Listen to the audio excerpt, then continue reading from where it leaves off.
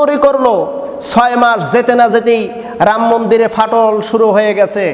এমনকি বৃষ্টির পানি উপরে পড়তে দেরি, সেই পানি নিচে পড়তে সময় লাগে না, অল্প সময়ের ভিতরেই মন্দিরের ভিতরে পানি চলে আসতেছে। রাম মন্দির ফেটে গেছে, আমরা ভিডিও ফুটেজ দেখেছি, আপনারাও দেখবেন। এখানে রাম মন্দির ফাটল ধরে গেল। এবার রাম মন্দির আবার পুনর্নির্মাণ করার জন্য ইঞ্জিনিয়ার আনা হলো। ইঞ্জিনিয়াররা বলতেছে যে এই রাম মন্দির স্থাপনা করলে আবার পুনরায় যদি স্থাপনা করা যায় তাহলে 6 মাসের মধ্যে ধ্বংস হয়ে যাবে, বিলুপ্ত হয়ে যাবে। আল্লাহ পাকের কুদরত কি! নিশ্চয়ই আল্লাহর পাকড়াও বড় কঠিন পাকড়াও। আল্লাহ যাকে ধরবে তাকে ছাড়বে না। আল্লাহর পাকড়াও বড় পাকড়াও। সুবহানাল্লাহ।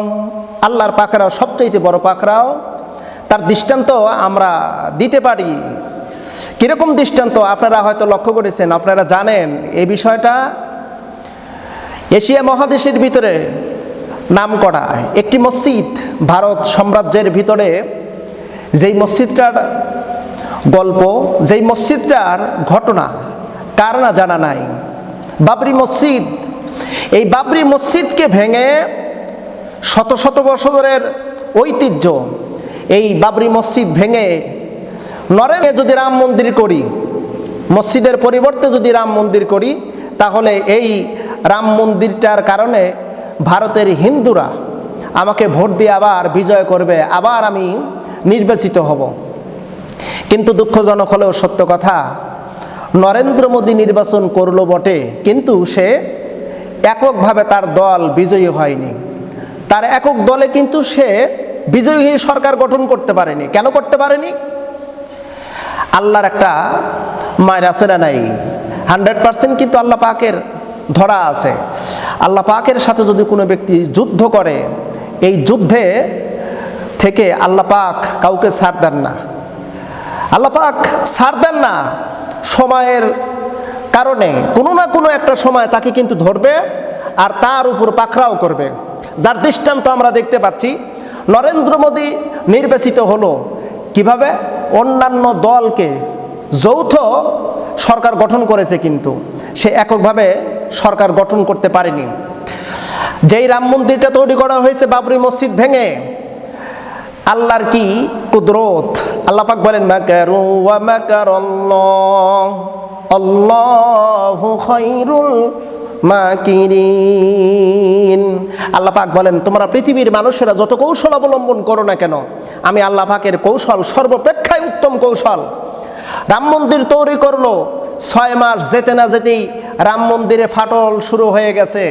এমনকি বৃষ্টির পানি উপরে পড়তে দেরি, সেই পানি নিচে পড়তে সময় লাগে না, অল্প সময়ের ভিতরেই মন্দিরের ভিতরে পানি চলে আসতেছে। রাম মন্দির ফেটে গেছে, আমরা ভিডিও ফুটেজ দেখেছি, আপনারাও দেখবেন। এখানে রাম মন্দির ফাটল ধরে গেল। এবার রাম মন্দির আবার পুনর্নির্মাণ করার জন্য ইঞ্জিনিয়ার আনা হলো। ইঞ্জিনিয়াররা বলতেছে যে এই রাম মন্দির স্থাপনা করলে আবার পুনরায় যদি স্থাপনা করা যায় তাহলে 6 মাসের মধ্যে ধ্বংস হয়ে যাবে, বিলুপ্ত হয়ে যাবে। আল্লাহ পাকের কুদরত কি! আল্লাহ পাকের কুদরত কি! আল্লাহ পাকের কৌশল কি! আল্লাহ পাক রব্বুল আলামিন বলেন ইন্না বাতশা রাব্বিকা লাশাদীদ। আল্লাহর পাকড়াও সবচেয়ে কঠিন পাকড়াও। মুসলমানদের ঐতিহ্য, মুসলমানদের ইতিহাস, ভারত সাম্রাজ্যের ভিতরে বাবরি মসজিদকে যখন ভেঙে দেওয়া হলো, মুসলমানদের মাথা যখন নুয়ে দেওয়া হচ্ছিল, ঠিক এই মুহূর্তে শত শত কোটি, শত শত লক্ষ লক্ষ মুসলমানদের চোখের পানি ঝরেছে। আল্লাহ আমাদের মসজিদ ভেঙে আমাদের মসজিদকে ধূলিসাৎ করে দিল, আমাদের মসজিদ ভেঙে দিল, সেই জায়গায় রাম মন্দির স্থাপনা করেছে। আল্লাহ তোমার কাছে বিচার দিয়ে দিলাম, বিচার গ্রান্টেড হয়ে গেছে, আমার আল্লাহ পাক গ্রহণ করেছে।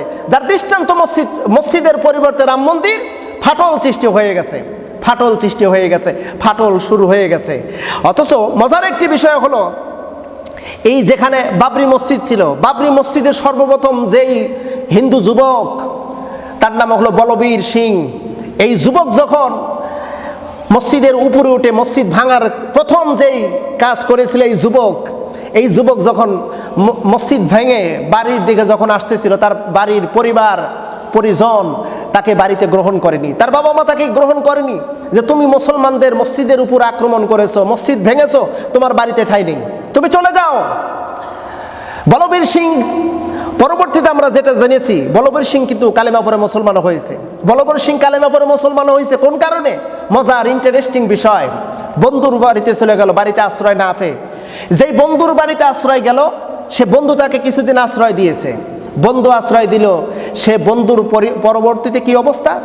পরবর্তীতে অবস্থা হলো বন্ধু ব্রেন শূন্য, মানে মস্তিষ্ক বিকৃতি হলো। কেন বিকৃতি হয়েছে? যেইটুকু ধারণা করা হয়েছে পরবর্তীতে যে আল্লাহর রসুলের বিরোধী, আল্লাহ এবং আল্লাহ রসুলের যেই প্রকাশ্য শত্রু মসজিদে যে আক্রমণ করেছে, এই বলবীর সিংকে আশ্রয় দিয়েছে, যার কারণে তার বন্ধু ব্রেন শূন্য হয়ে গেল। পরবর্তীতে ঘটনায় এমনটিভাবে চলে এসেছে, এই বলবীর সিংয়ের বন্ধু অসুস্থ। সে যখন এতটাই অসুস্থ, তার পরিবার পরিজন বিভিন্ন জায়গায় চিকিৎসা করা শুরু করল।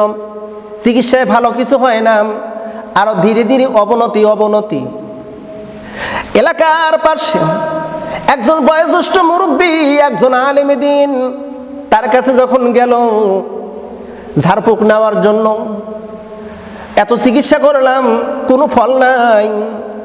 পরিশেষে এই আলেম দ্বীন বলল, যুবকরে, তুমি যদি কালেমা পড়ে মুসলমান হও, তুমি যদি তওবা করো, হয়তোবা আল্লাহ মাফ করে দিতে পারে, তোমার সুস্থতা ফিরে আসতে পারে।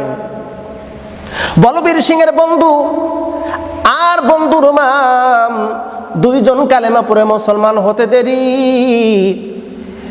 যেই ব্রেন স্মৃতিশক্তি বিকৃতি ছিল, ওই যুবকটা ভালো হয়ে গেল, সুস্থ হয়ে গেল। অনেক লম্বা ঘটনা, বলতে গেলে অনেক সময় লাগবে। এই জন্য আমি মাঝে মধ্যে একটা কথা বলি, আল্লাহর কিন্তু একটা কৌশল আছে না নাই? আল্লাহর কিন্তু কৌশল আছে। আল্লাহর কৌশল হলো পৃথিবীর সর্বাপেক্ষায় কৌশল, সর্ব উৎকৃষ্ট কৌশল। আল্লাহ পাক রব্বুল আলামিন বলেন, মাকারু ওয়া মাকারাল্লাহ আল্লাহু খায়রুল মাকিরিন। পৃথিবীর তোমরা মানুষেরা যত কৌশল অবলম্বন করো না কেন, আল্লাহর কৌশল হলো সর্বাপেক্ষায় উত্তম, সর্বশ্রেষ্ঠ। বলবীর সিং তার বন্ধুর বাড়িতে আশ্রয় পেল না। বন্ধু, তুমি চলে যাও, আমি কালেমা পড়ে মুসলমান হয়েছি। বাড়িতে গেল, বাড়িতে বাপ মা আশ্রয় দেয় না। বলবীর সিংয়ের বাবা মারা গেল। বাবা যখন মারা যায়, বলবীর সিং বাবার লাশ দেখার জন্য যায়। মা বলে, তোর মতন নরাদাম কুলাঙ্গার, তোর বাবার লাশকে আমি দেখতে দেব না, কারণ তুই হলো মুসলমানদের তাজ, মুসলমানদের মসজিদ ভেঙেছু, তোকে আমি লাশ দেখতে দেব না। আবার বন্ধুর বাড়িতে আসছে, বন্ধু, আমার মা আমাকে আশ্রয় দিল না, আব্বা মারা গেছে, আমি আব্বার লাশটা পর্যন্ত দেখতে পারলাম না। এবার বলবীর সিংয়ের বন্ধু বলে, বন্ধু রে, আমি তোমাকে আশ্রয় দেওয়ার কারণে আমি অসুস্থ হয়েছিলাম, দীর্ঘদিন চিকিৎসার পরে কোনো ফল পাই না, কালেমা পড়ে মুসলমান হয়েছি, এখন আলহামদুলিল্লাহ এখন আমি স্বয়ং সম্পূর্ণ সুস্থ। বলরাম বীর এই বলবীর সিং শেষ পর্যন্ত কালেমা পড়ে মুসলমান হয়ে গেল। সেও কালেমা পড়ে মুসলমান হয়েছে। মুসলমান হওয়ার পরে তওবা করলো। কিতাবের মধ্যে আসছে, বলবীর সিং, যেটা আমরা ইতিহাস এই ভারতের পত্রিকা থেকে যতটুকু আমরা জানতে পারলাম, এই বলবীর সিং কালেমা পড়ে মুসলমান হওয়াতে একটা এলাকার ভিতরে আলোড়ন সৃষ্টি হয়ে গেছে।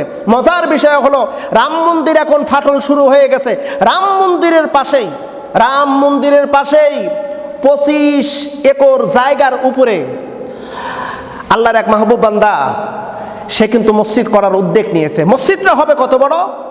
তাদের একটা ইঞ্জিনিয়ার ধারণা দিয়েছে যে এখানে একটা মসজিদ তৈরি হলে একদম নিচ ফ্লোরে একই টাইমে 25,000 মানুষ জামাতের সহিত নামাজ পড়বে। এখন মসজিদের ভিত্তি স্থাপন অলরেডি শুরু হয়ে গেছে। এদিকে মসজিদ তৈরি হচ্ছে, আর ওদিকে রাম মন্দিরের ফাটল শুরু হয়ে গেছে। প্রিয় ভাইয়েরা, প্রিয় উপস্থিতি, একটা কথা মাথায় রাখবেন, আল্লাহ পাক ধরে না, আর আল্লাহ পাক যাকে ধরে তাকে কখনো ছাড়ে না। এটাই শেষ কথা। আল্লাহ পাক ধরবে, যাকে ধরবে তাকে ছাড়বেন। আল্লাহ পাক বলে, ও নবী, আপনার রবের পাখরাও কত বড় আপনি কি জানেন? ইন্না বাতশা রাব্বিকা লাশাদীদ, আপনার রবের পাখরাও সবচেয়ে ভয়ানক, সবচেয়ে ডেঞ্জারাস। যাকে একবার ধরেছে তাকে আল্লাহ পাক ছাড় দেন নাই। ধরেছিল নমরুদকে, একটা ন্যাংরা মশা মাথার ভিতরে ঢুকায়া জুতার বাড়ি খাওয়াইয়া খাওয়াইয়া দুনিয়া থেকে বিদায় করেছিল। ধরেছিল ফেরাউনকে ধরেছিল লৌহিত সাগরের ভিতরে সুবাইয়া সুবাইয়া দুনিয়া থেকে বিদায় করেছে। ধরেছিল সাদ্দাতকে, ধরেছিল আবু জাহেল, উতবা, সাইবা, ওয়ালিদ ইবনে মুগিরাকে, ধরেছিল নব্য ফেরাউন বুশ, তাকেও কিন্তু ছাড় দেওয়া হয়নি। জুতার সাংবাদিকের জুতার বাড়ি খাওয়ায়া ওই তার গতি থেকে, তার নেতৃত্বের আসন থেকে নামাইছে।